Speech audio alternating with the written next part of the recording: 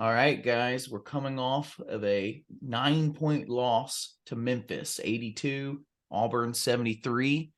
We haven't had to do many lost podcasts on here, and we haven't really put a format together last year. So hopefully we'll put a format together this year. And this time we got on Ben Young. So welcome, Ben Young. Hey, good to be here, Jackson. Not good to be here after a loss, but always a fan of being on the jungle. Yeah. So we're hoping, I think we both have our ideas of why this game lost, or many ideas of why we lost this game. So I think the thing we'll start off with, and maybe to dictate how we talk about this loss, is Ben, what do you think is kind of like the MVP discussion, but in the opposite direction? What is like the one stat or one kind of formation or whatever, one kind of thought you have in your head right now of why we lost that game?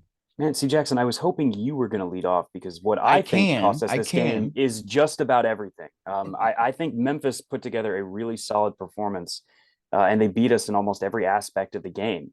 But if I had to pin it on one stat, and I can't pin it on my free throws, I thought this team, if they could hit above 70% on the free throws, that we would be unbeatable. Well, Auburn hit 79.2% of its free throws tonight. They were 19 of 24 from the charity stripe. Fantastic at getting those points when they could. It was the blocks Hmm? for sure. We had two blocks, both of which came in the final 5 minutes of the game.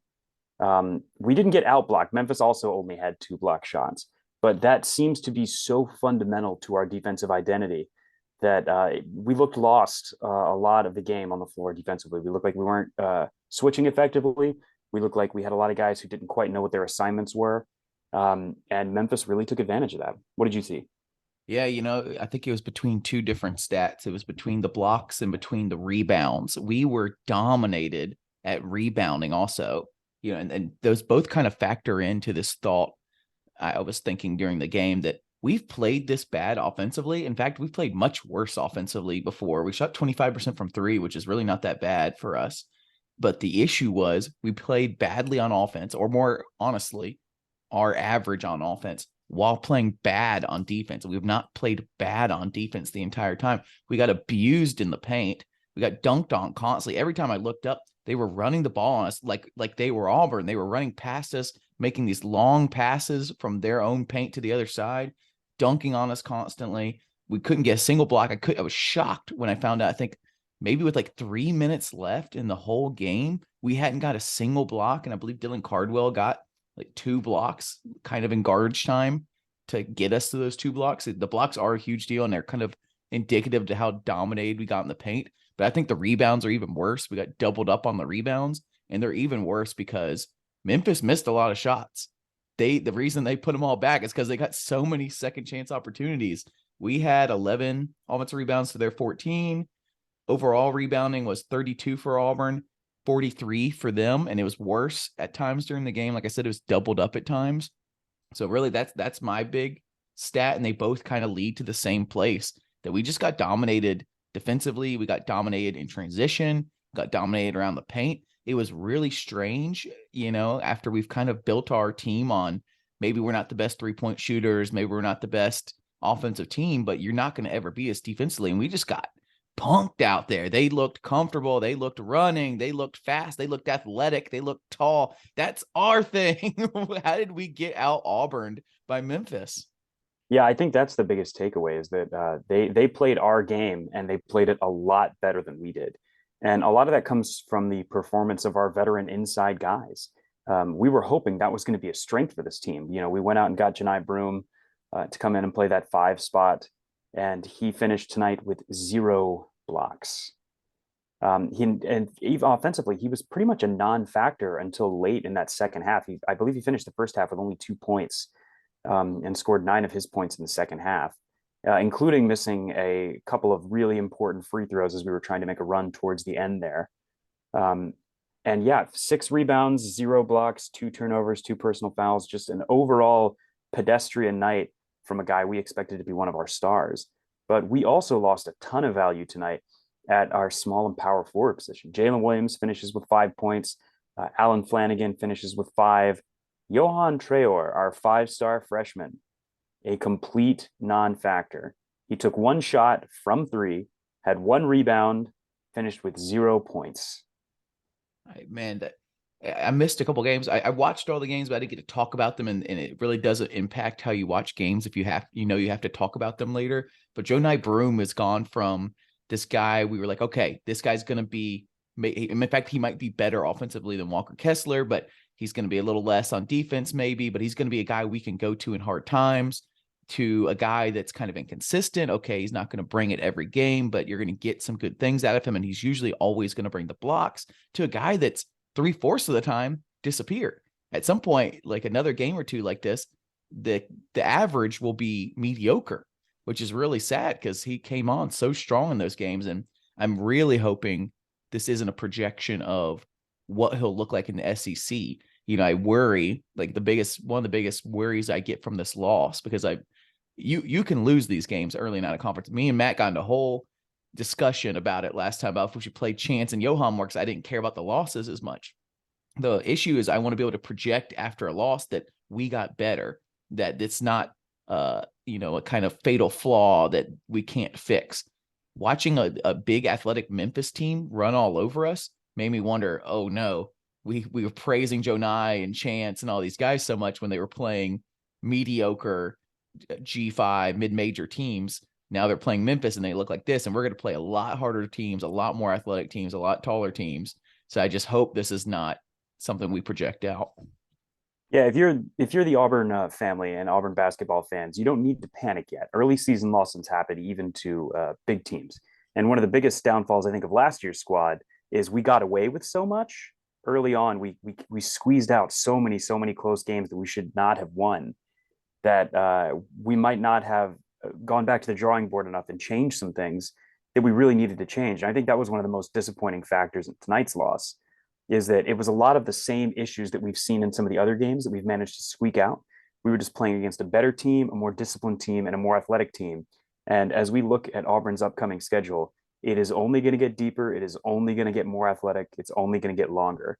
I'm looking in here. We've got our shot chart pulled up for those of you watching on YouTube. You can kind of check out what's going on here. This right now is just the misses. And you can see Memphis forced us to go left just a ton. And if you're not a basketball player, not somebody that appreciates basketball, if you're right-handed, going left is a little bit tricky. Even at the college level, you have a lot of guys that don't spend a lot of time working on their left hand. And you can just see how many misses are on that left-hand side of the paint there. But more importantly, how many misses inside of 2 feet? This has been a problem going all the way back to last year, where we could get the ball inside. And Bruce's offense is an inside-out game. But if you're missing from inside of 2 feet, not only is it harder to get an offensive rebound and get another look at the ball, but you got the penetration that you wanted and you didn't make them pay for it.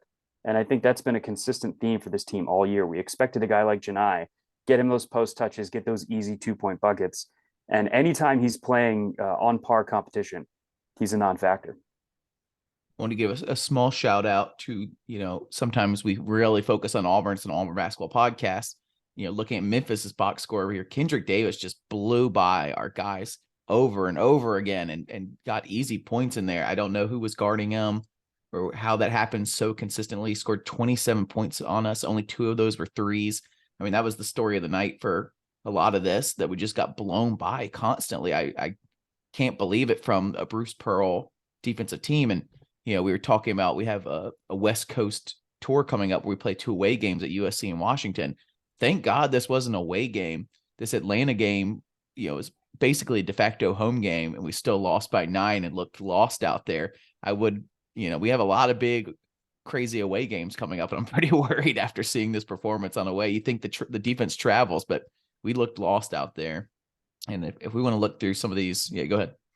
Well, I was just going to say, one of the few bright spots was we did see a little bit of a defensive spark when we absolutely had to have it. We were around the 5-minute mark left, and we put together a fairly nice string of defensive plays.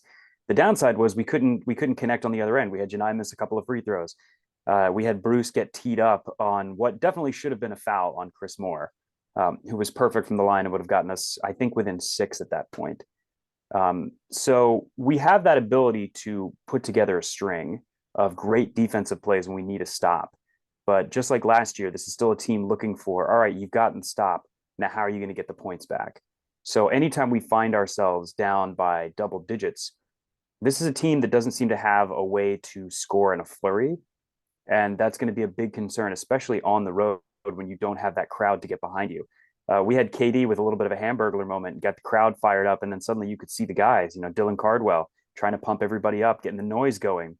And it did feel a little bit like it was an Auburn home game. Much like a video game where you have like a certain amount of skill level, a certain amount of like magic potion, or a certain level of like your special moves or whatever. KD seems to have that in the tank every game at some point. And if we get down or if we're struggling early, KD just turns on his special mode for a little bit and goes and gets us some tough points, goes, hits a three, goes, makes defense a play. He did again at the end of the game to try to get us back in it. But we can't, you have to put him in the kind of situation that gets us there to that little, he only has a limited amount where he has this like, he can kind of like almost innately look around and see when the team looks a little lost, see when the team needs his little magic moments, and goes and does it. And honestly, this game, he had that little defense at the end that got us going again. But at the beginning of the game, even we were struggling, and he went out and got some tough points to keep us in this game, to keep the momentum going. And it felt like too at the beginning when we were struggling a bit, he knew that he needed to keep us in this game early, or it could get squirreling in a different direction. So shout out to KD and kind of his little magic moments of keeping us in it, and hoping we can keep these games close enough to where his little magic moments are what puts us over instead of what keeps the game close. The next Yeah, thing let's talk about some play from our other guards. Oh, no, go ahead. No, I was just gonna say the same thing. We're gonna talk about some of these players here. If we Oh, just yeah, want to, if we can go through the guards if you want. Zep Jasper, 5 points, 1 of 3, one of three from three. I think he hit his open three, which is always good. I still, I think I'm about to just stop commenting on it. The experiment of Zep Jasper from an offensive weapon standpoint is basically dead. Maybe I'll stop even bringing it up as a concept come SEC play. But you just this another night where you have these platoons and you hope someone will step up. And at this point, our platoon is like smaller than we hoped. We hoped that a Zep Jasper at some point in the last 9 games could have been one of those guys, so that you could say, oh, we got 10 guys, anybody can step up. No, we got more like 7 or 6 that can step up.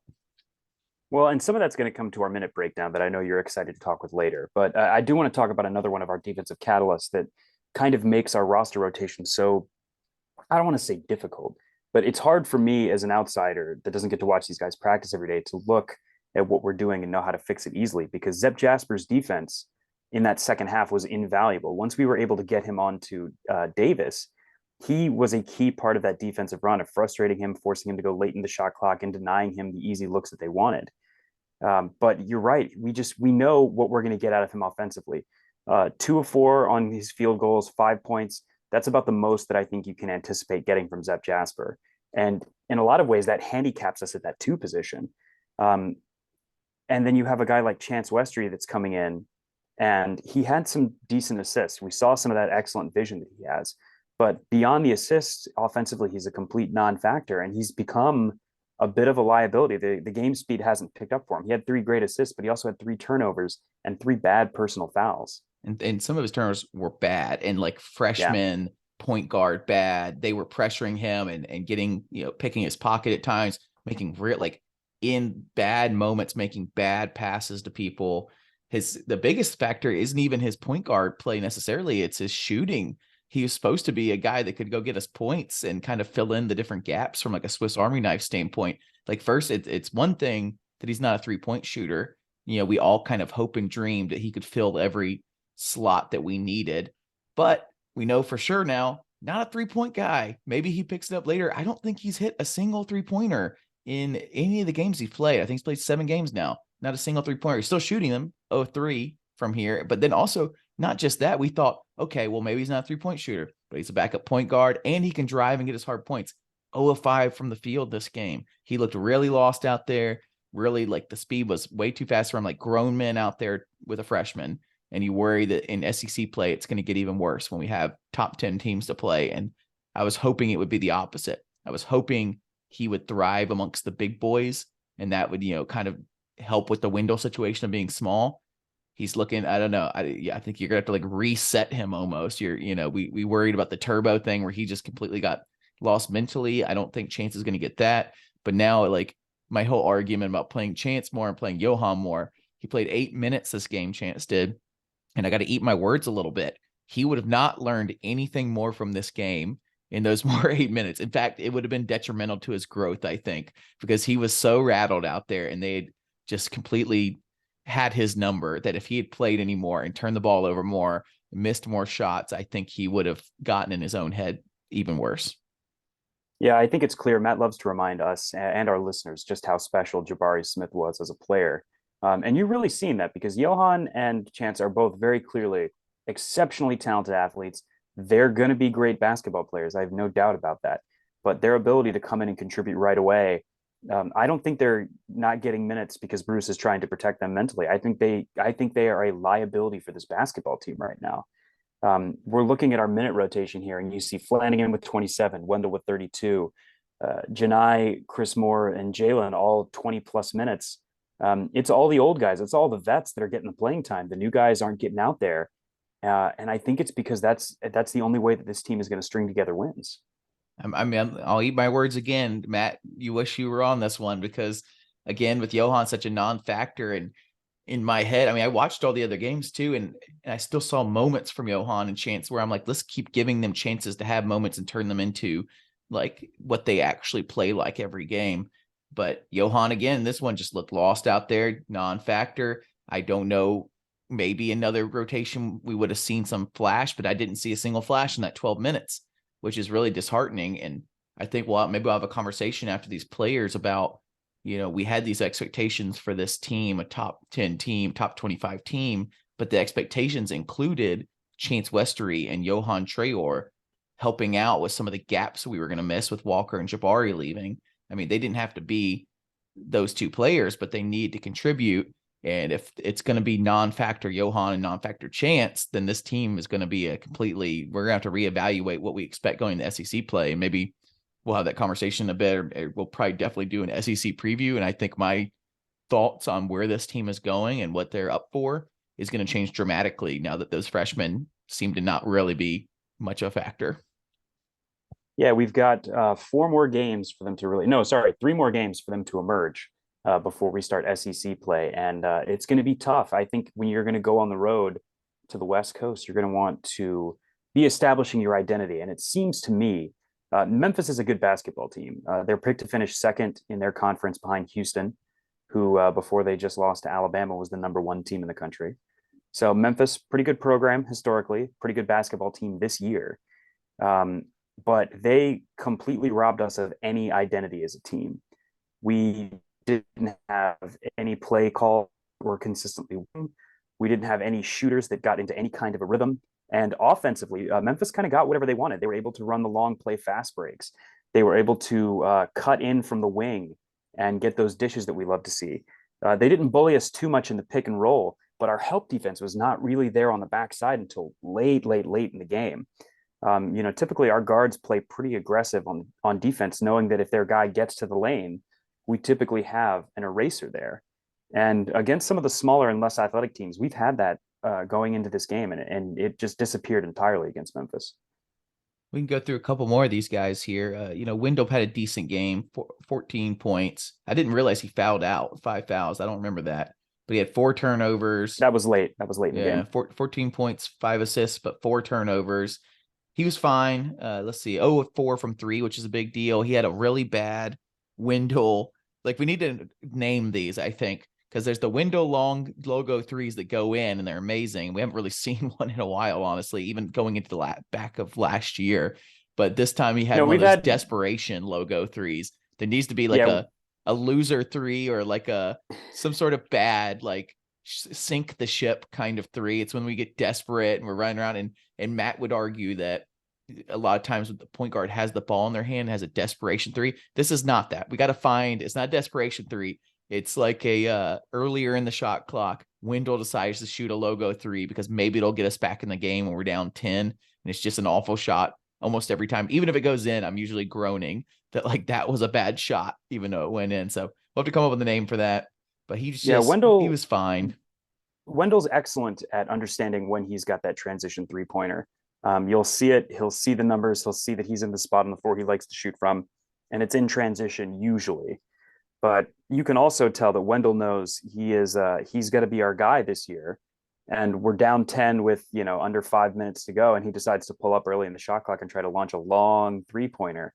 If he hasn't been hot that night, it is absolutely a desperation three. It's a heat check on himself. Like, can I suddenly spark us and get us going?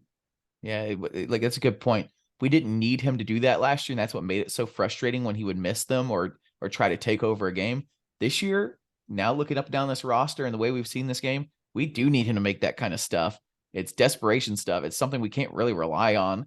But when your team's offense is this bad and the rest of the team doesn't really have a go-to guy, and I was thinking this during the broadcast that like one of the announcers were talking about, well, they had a go-to guy in Jabari last year when things got tough. You could just give it to Jabari and he'd hit a three. Even Walker, and now we had this kind of idea this is a platoon team. Well, we don't have that go-to guy. But hey, if I'm looking at the silver lining, maybe that's a good thing. Any night could be anybody. Well, it's kind of like in the other sport. If you have like, well, I guess I don't want to use that metaphor because the other sport, but if you don't have if you have multiple go-to guys, then you don't have a go-to guy at all. And we don't have a go-to guy, in my opinion. Wendell, like we'd love him, but I don't think he's going to go get those tough points. KD, he knows when to spark the moment. But he's not a guy I want to rely on in SEC play in a tough game to go get us a tough 2 or even a 3. I don't think we have a guy on this roster that I feel good about going and getting us points, really. No, and it's supposed to be Janai Broom. When Janai Broom has been on, he's the only player on this roster that I could see consistently being in that 20-point range, just because we get him so many touches. He touched the ball 9 times tonight, again, mostly in the second half, but 5 of 9 from the field, not terrible. But if you look at the box score, I think that also tells you a huge story. We are a team that is greater than the sum of its parts, in part because we have a lot of guys that can do a lot of things. And there were 2 more guys tonight that were absolutely crucial in this loss of their ineptitude. That was Jalen Williams and Alan Flanagan. They both had 5 points apiece. They had 3 personal fouls on Jalen, only 1 on Flanagan. So Flanagan didn't cost us too much in the bad fouls department, which is really nice to see. That seemed to be a big struggling factor for him last year. But if both of those guys just double their offensive output, if they both just get to 10 points and get to that double digits, we win 83-82. That's a little bit of a weird projection, but still, you can just kind of see the amount of value we need to get out of their minutes in order for this team to be successful. Nobody here has to be a superstar. We don't need one of our guards to go off for 25 points, 6 assists, and 7 rebounds. We just need everybody to do their job at a consistent level. And I do think that makes it harder as a basketball team because it's not one little thing that really beat us. It was kind of death by 1,000 cuts. It was a miss here, a turnover there, getting out of our set here, a turnover or a missed shot that turned into a fast break the other way. And before you know it, you're down 8 points. And this is not a team that feels like they understand yet how to dig themselves out of that kind of hole. Maybe that's a good point. I was kind of making a point that no one stepped up, and maybe you can kind of expect in this roster that at least every night someone's going to step up. But really this game, and maybe there isn't somebody that needs to step up every time. Maybe we just need a certain percentage of our players to play well every time. You need 80% of these guys to just have a good game, an average to good game for them. And tonight we just had a avalanche of mediocre performances altogether to where our percentage of players having a decent game was too low. And that's why we lost the game. Maybe, we're talking about Jalen. I miss Cancun Jalen. Atlanta Jalen is nowhere near as fun as Cancun Jalen. I missed a little bit of that stuff, but I didn't think that was going to project out, honestly, his play in Cancun. I hoped it would have, but he's just going to be kind of inconsistent. He's still hunting for these floaters and these hook shots. I think I'm going to give up on it. He's a senior already. I'm going to give up on the fact that he's a big dude. He's playing the power forward position, and he doesn't seem to know how to bang bodies down low and get that tough 2 through a foul. He seems to love to do the little kind of within the paint, but on the outside. And he always makes the choice. Instead of going into the body of the defender and going at those 2, he goes away from the body every time. He'll back somebody down or dribble in. And then when he goes to get his shot, it's always fading away from the basket instead of into the basket. Johan, in those moments that he did look like he had a spark, was the opposite. And that's what I want to see. I want to see a guy leaning into the defender to get those shots. If we're going to talk about it's interesting that it's the biggest guys on our team that seem the most contact averse. You've got guys like Wendell and KD that have no problem crashing into the lane, putting their body on the line, and getting to the free throw stripe.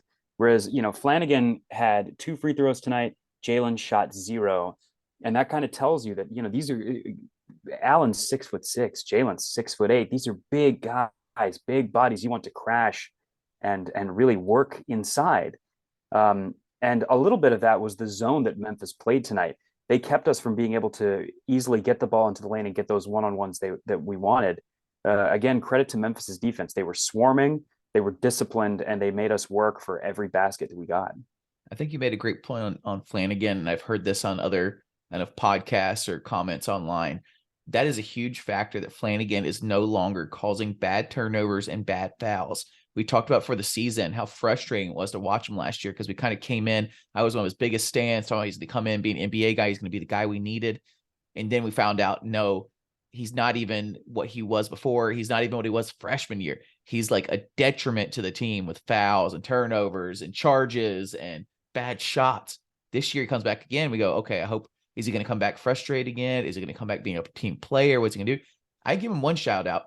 Maybe he's not being an NBA guy or a guy that's getting us tough points or whatever, but he's definitely improved a lot, even by getting just 5 points and 1 of 3 from 3, because he's hitting open threes. I've noticed a lot when he's got, they're daring him to shoot that open 3 and he's hitting them, which is great. I don't think 1 of 3. I don't think he's like going to solve our 3-point problem. I just love seeing our guys hit open threes because we don't always do it. But the fact that he's not taking charges, taking turnovers, making bad passes, like all that stuff is really a great sign. And honestly, maybe if we're looking for silver lining on some of these players and like what we're projecting out, and I think Chance and Johan should be those guys that hopefully are improving every game. Maybe in his 4th year, Allen Flanigan can improve coming into SEC play. I think he might have like that extra jump he could take in SEC play. And I mean, if we want to finish up players here, then maybe we can get into let's finish up one more player and then let's get into silver linings. Because I think, on a sad podcast, we can maybe try to, we're learning the format here, guys. Because, last year we didn't do many lost podcasts. And I think we're kind of stumbling upon, I think this would be good for lost podcasts. We'll always have a section maybe for like positive things. But I think the last player to talk about, I mean, maybe somebody else on the bench, but I think Chris Moore is super interesting with 12 points, 2 of 2 from 3. Someone on Twitter called him 3-mo, which I really liked. And he's been really consistent from 3. And it's just, he's still starting, which I think we all thought Chance would take that position. That's not going to happen now. Then we thought Flanigan might take that position.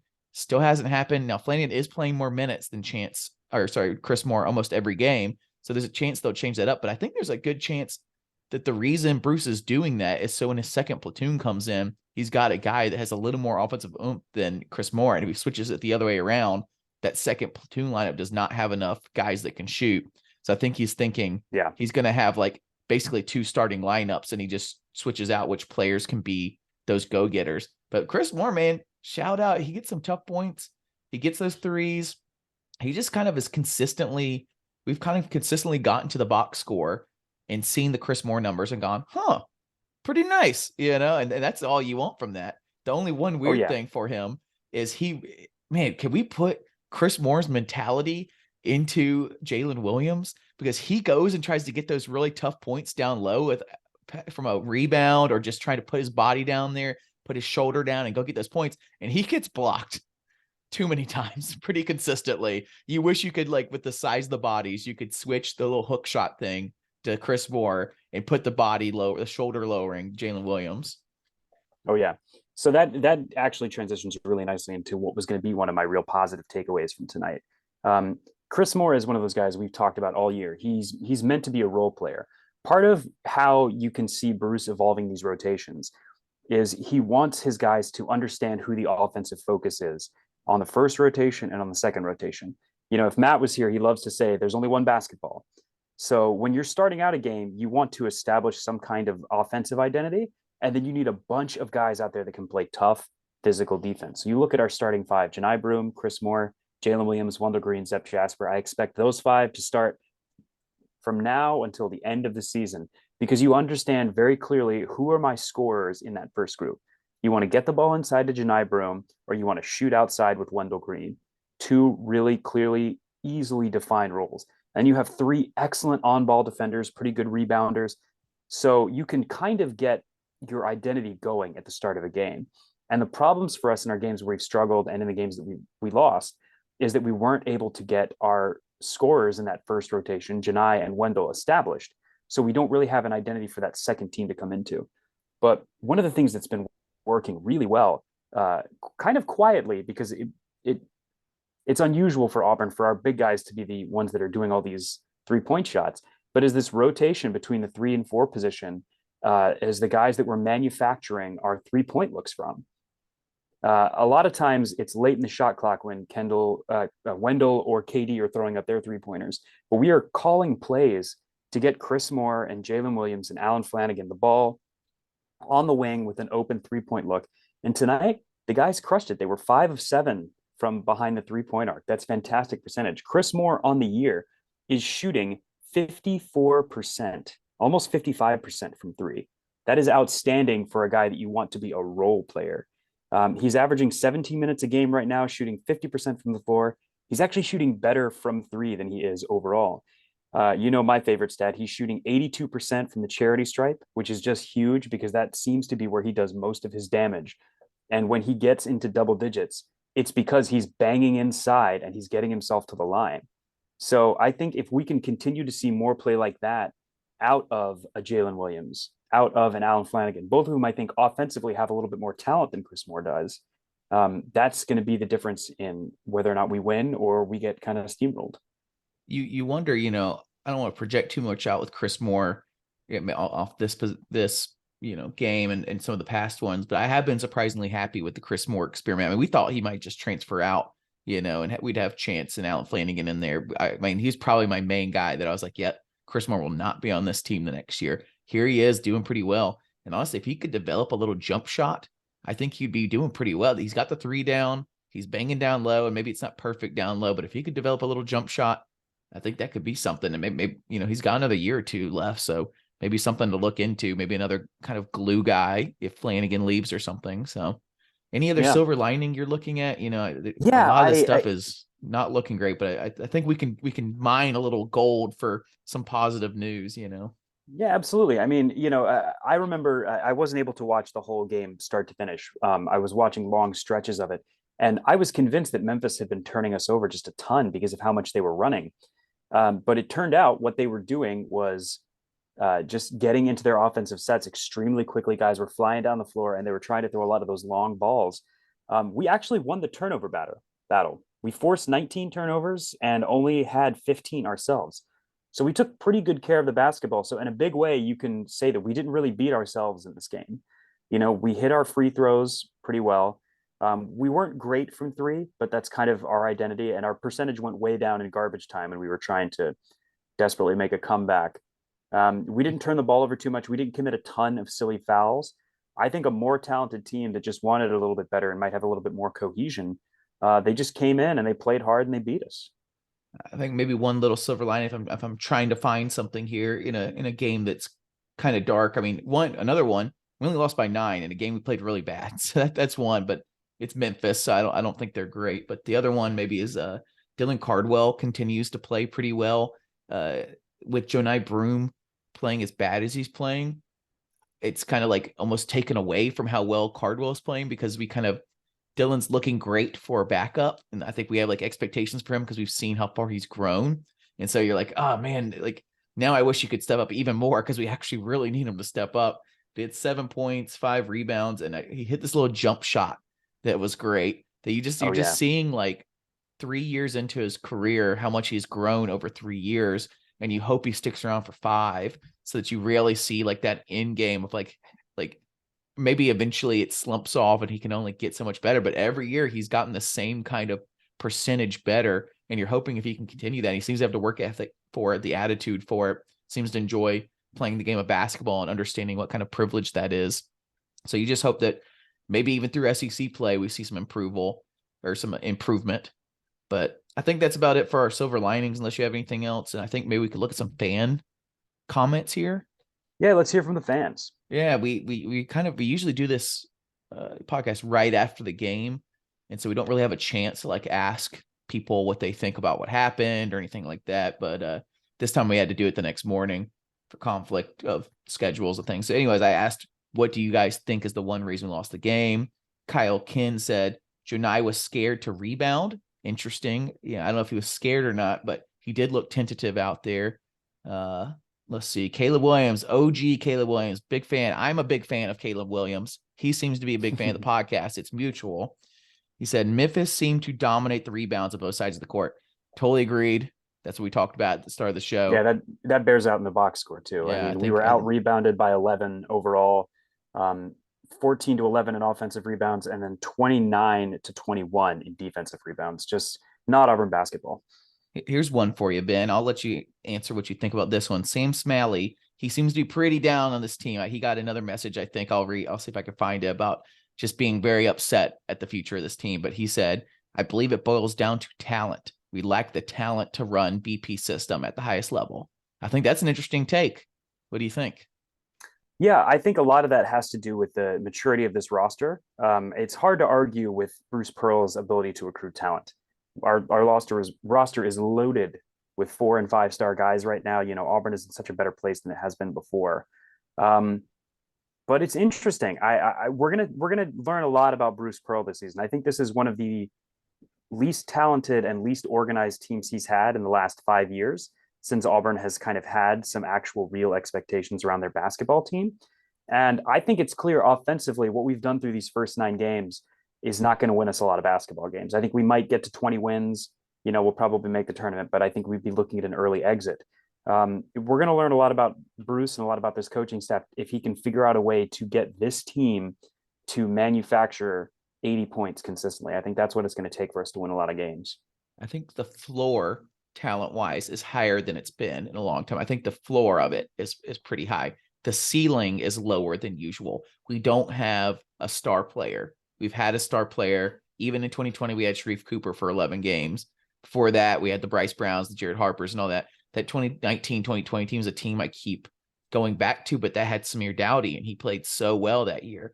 We don't have a Samir Dowdy on this team. So I think the talent I think an interesting part of that talent comment about the BP system. What is the BP system at this point? We even interviewed Bruce about the BP system. We thought the BP system was that transition, run fast defense with a ton of 3-point shooting, a lot of small guards running around. And we've just completely flipped it now with these big centers we've had. I think we just got another recruit that's a huge center. And so you wonder, like, what is the BP system anymore? So that's your first kind of question. Like, so once you figure out what you think the BP system is, then you have to say, all right, do we meet the talent to do that? So if we go back to what we thought the BP system was with the 3-point shooting and the transition, yeah, I think that might be right. We don't have the talent because we don't have the 3-point shooters. And we've been saying that for a couple of years now. Where are the 3-point shooters? Like, we got so used to the Bryce Brown, Jared Harper days and the Samir Dowdy even days. We were like, oh my God, we should be shooting 1,000 threes and making a ton of them and doing this whole amazing transition 3 thing, but we haven't had a 3-point shooter in a while. So I'll give you some props on that. We don't have the talent from 3 to play that system. And then if we're going to play the other system where we got some of these centers and we're still playing this tenacious defense and turnovers, you may be right. We don't have the Jonai Broom guy playing super well. So, I don't know. That's my thoughts on that. Any thoughts on the talent? Yeah, I think you're right. I think if your vision of Bruce Pearl's system, quote unquote, is the Flying Tigers, I don't know that it's necessarily talent. Measuring basketball talent is a strange thing because, if you're a 7-foot guy, you're going to be able to score on a lot of people and look like you're really talented, but you may not have sound fundamentals. We don't look like an athletic team. I don't know if there's a right way to describe that, but I've mentioned this year that Katie looks like the only real athlete that we have out there. Memphis crashed in from the wings for easy dishes, easy rebound and putbacks all night, and they ran up and down the floor. We talked a lot early in the season about how we thought we had 11 guys and we were just going to wear teams down with the ability to send fresh body at you over and over and over again. We didn't look fresh tonight, but more importantly, we didn't look fast. We looked extremely slow, extremely heavy. We've talked about that a lot in regards to Jonai Broom, how it doesn't look like he's up to speed yet. And same thing, honestly, for Chance and Johan. It looks like they're moving through a little bit of molasses out there. They're just a step behind, a step slow. And if you're used to watching a Bruce Pearl team, that's the high flying Tigers, the aerial dunks, the fast breaks, we haven't seen that once this year. Another guy, Will Heathcock, said guard play. I think there's some things to blame on the guards, but I really think in the paint was a bigger deal. Yeah, for sure. You could blame a lot of this on a lot of different stuff. I think Jay Lowry, he's got a long comment, so maybe I'll have to mention it on later. But the one thing he did say at the end was that he still loves the Auburn Tigers, and this isn't the Tony Barbie team. And I got to say, No, it is yes, not. we need to set expectations sometimes, and maybe I like to go.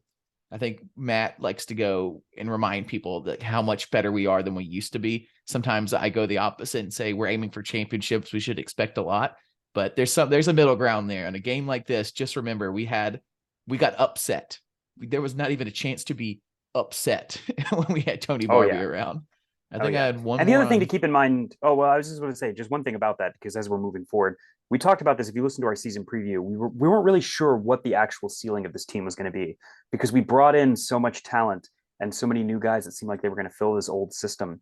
And I think we knew pretty early on last year, based on the way that we lost games, but more importantly, the way that we won them, that last year's team was a championship caliber team, and they did it. They won the regular season SEC championship.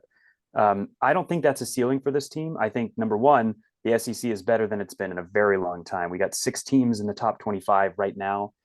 Alabama's playing really well. Arkansas is continuing to recruit well. Mississippi State, very quietly, one of the last undefeated teams left. Kentucky and Tennessee always put together quality squads. They're always going to be difficult teams to win against.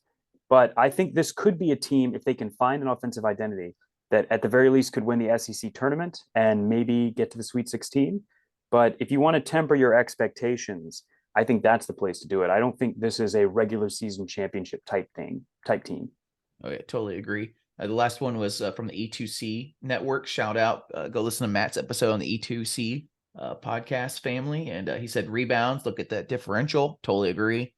Yep. Now, if we want to get into a little round of the league, I got about 5 minutes to talk about maybe some of these SEC opponents we got coming up. And then I think maybe we start with our big West Coast tour. We have Georgia State at home before we kick off this big West Coast tour, which you can't take the Georgia State game for granted after losing this Memphis one the way we did. Hopefully we bounce back there.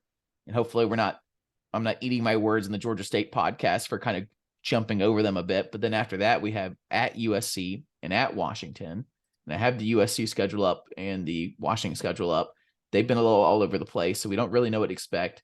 I do know one thing to expect, how bad we've played traditionally over the years away from Auburn Arena or Neville Arena now, and how bad we played the Memphis game too. So just, any away victory, no matter what the victory number is, if we win 48-47 like we did against Northwestern, amazing, because we just, away is really tough, even if it's it's probably like a 10-point cushion or something. And Yeah, it's a big trip. It's a huge time zone change. And I think you're right to say we're not going to learn a whole lot about the identity of this team on that trip. Road games are always going to be a slog. We don't really know what the identity of this USC team is. They were picked pretty highly in the Pac-12 at the beginning of the year. Washington's a middle of the road team, but again, we're having to go to Seattle to play them. So, if we win it, it's great for us. They're both going to be quad one wins, I expect. I disagree with you a bit. I think if we win both away games against USC and Washington, no matter how good you think USC or Washington is, that will be huge for us. Like when we have to play all these other away games in the SEC, if we know we could go to USC and go to Washington and win those games, tough games probably to win, probably some slugfest to win, that would be huge in my opinion. No matter how we win them, no matter what players step up, just the idea that we can win away against P5 teams would be a big deal for me right now with my kind of tempered expectations. Okay. I see. I'm placing a little bit more value on the Georgia State game because we're looking ahead at 2 very big opponents. It's going to be a big travel trip. This is our last time back at home before we start conference play. And we're coming off a pretty bad loss. What did we learn? What is this team going to look like? What is the practice going to look like around the holiday season? It's finals time. School's wrapping up. There's a lot of distractions going on. This is a game that would be easy to overlook and a game that we could very easily, still with 5 minutes to go, be battling for a win. And that's going to tell me a lot more about the character of this team than how they do on the West Coast, just personally. We might win by 20 again and not learn anything. I hope we win by 20 and not learn anything. I think for Georgia State, the thing will be we got punked in this Memphis game. We got outran, out defensed, out energized out there. Hopefully this is a good bounce back against Georgia State where we go out there and run all over them on Neville Arena and kind of remind ourselves who we're supposed to be after we got punked in that Memphis game. and that hopefully gives us the confidence to do the same thing at USC and Washington. USC, if you want to get any kind of taste of how good these teams are, they've gone back and forth. They lost to Florida Gulf Coast in Los Angeles, so I think it was the first game of their year. So that's a big upset. But they also took Tennessee, top 10 Tennessee, to overtime in the battle for Atlantis. Shout out Lee Miller. They also lost to Wisconsin, but so they're a little all over the place. And then Washington had a similar kind of all over the place. They lost to California Baptist in Seattle at home, which is another crazy upset. But they've had some decent wins in here too against Colorado. They lost to Gonzaga 60-77. They lost to Oregon State 65-66 by 1 point. There's some super early Pac-12 play going on over here. Washington's played Oregon State and Colorado already, both in the Pac-12. So that's interesting. But they both, up and down. I don't think either of these teams are great we're playing against, but they might be tournament teams.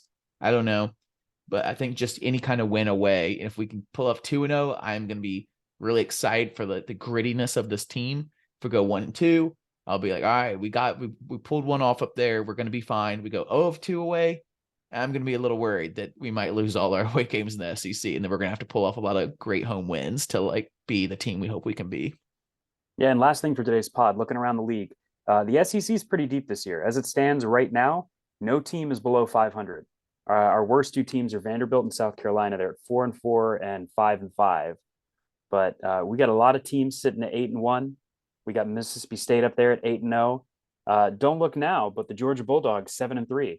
They're stringing some wins together there. The Missouri Tigers, Mike White, new coach down there. The Missouri Tigers, a team that very nearly broke our streak last year on their home court. A quiet 9-1 to start the year. I think their one loss is Kansas too. Yeah, I mean they got pretty punked by Kansas. I think the big talking point with these SEC guys, Kentucky's lost 2 games, and so they've fallen back out of their pedestal as being like a top 10, could win the national championship team. They might still figure that out. But we have this little grouping of top 10 teams of number 7, Tennessee, number 8, Alabama, and number 9, Arkansas, that are all kind of vying for that who's going to be the hype team this year in the SEC. I mean, Arkansas got a ton of love. Tennessee always seems to get a ton of love with Rick Barnes. They've had some decent wins this year.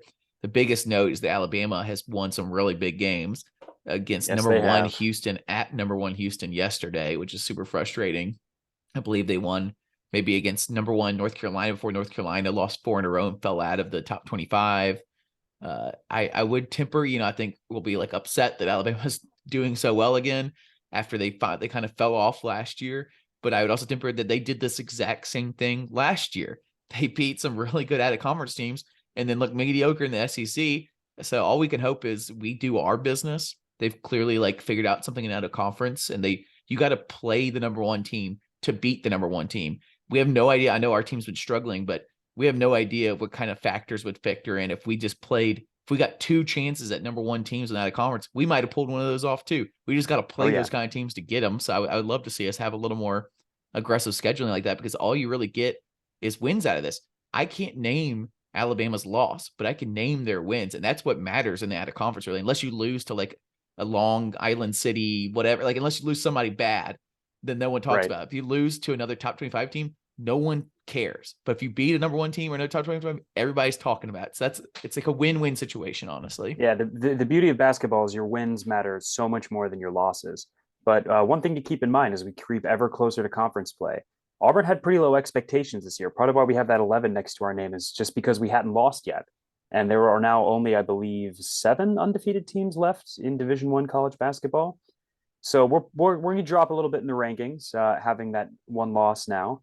But we don't have the same target on our back that we did last year. The expectations are really heavy for Arkansas with their back-to-back Elite Eights.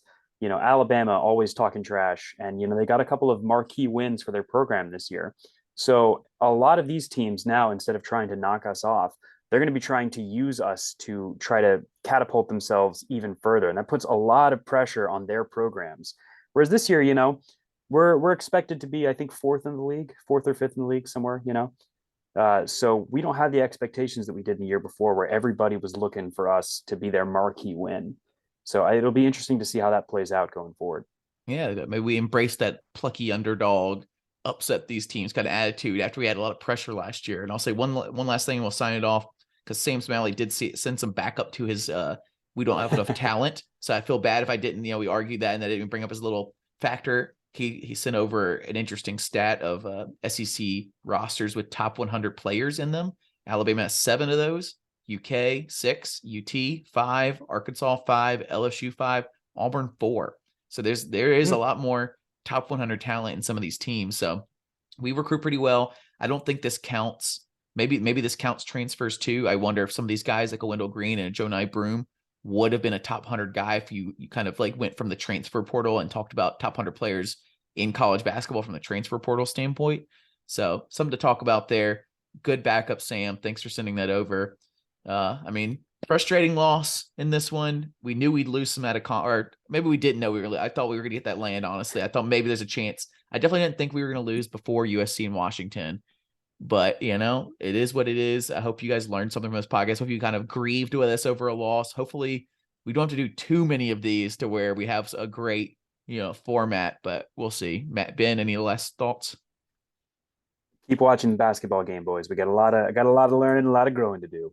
Yeah. All right, guys. War Eagle, thanks for coming and listening. War Eagle.